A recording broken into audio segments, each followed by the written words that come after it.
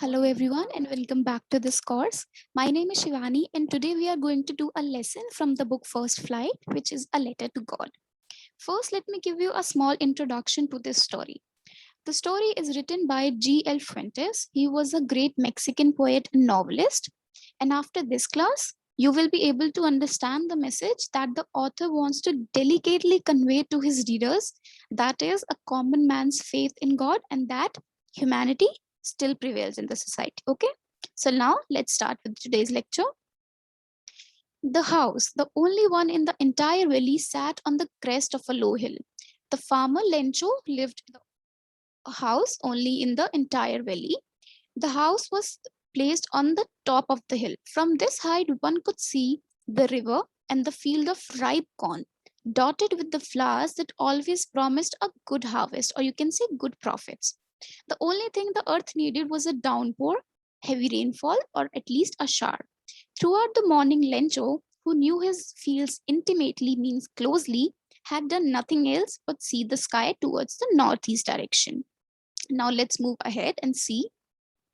Now we are really going to get some water woman. Woman here refers to his wife.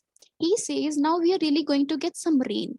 The woman who was preparing supper means dinner, replied, yes, the God willing.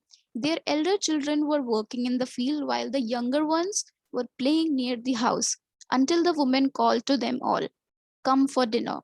It was during the meal that, just as Lencho had predicted, big drops of rain began to fall. In the northeast, huge mountains of cloud could be seen approaching. These are not raindrops. Lencho says these are not raindrops from the sky. They are new coins. The big drops are 10-cent pieces and the little ones are 5.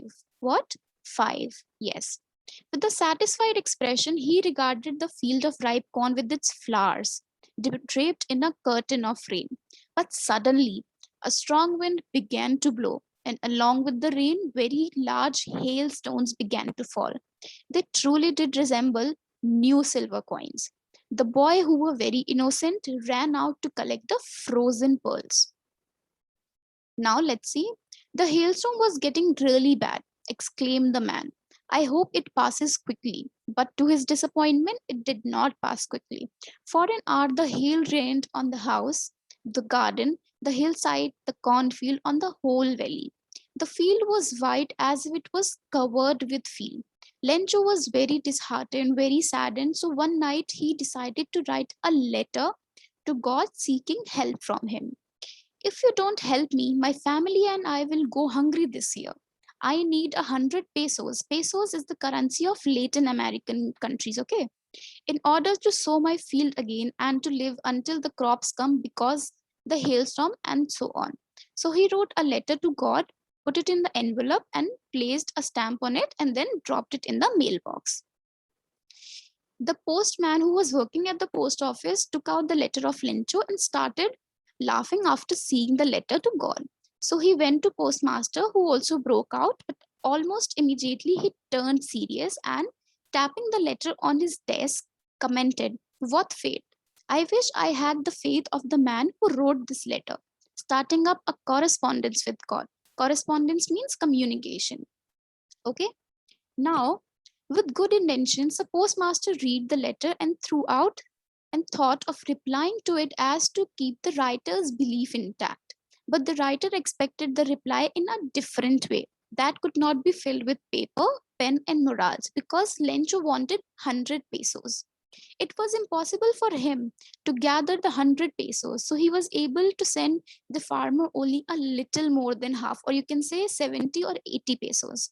He puts the money in an envelope addressed to Lencho, and with it, a letter containing only a single word as a signature, God. So he sent the letter to Lencho. Next Sunday, Lencho came looking for a reply bit earlier.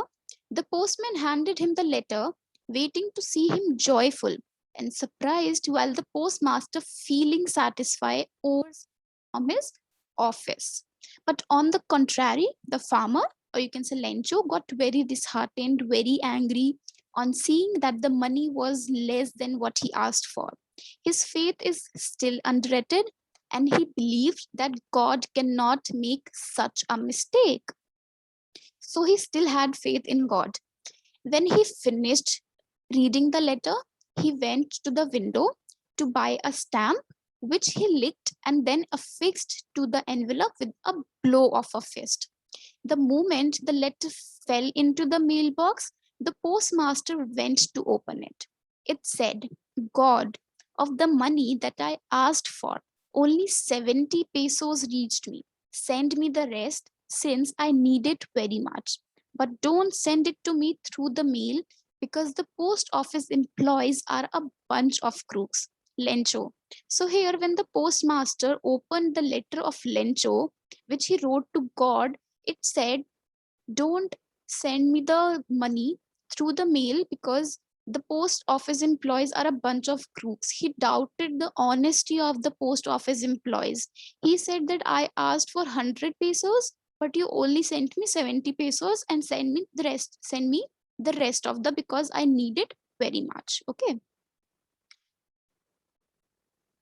So in this lesson, we learned about the faith of Lenchos on God and that the humanity still prevails in the society, as I said in the starting of the lecture.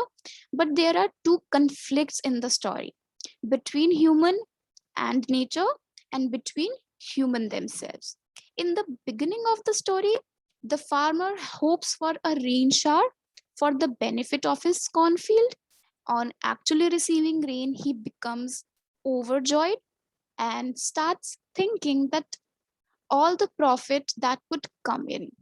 Not much later, his joy is turned into sorrow when the wind became strong, leading to a hailstorm which destroyed all his cornfield, and the entire valley was covered in the raindrops, or you can say hailstorms or hailstones, and it looked like it was covered with salt, right?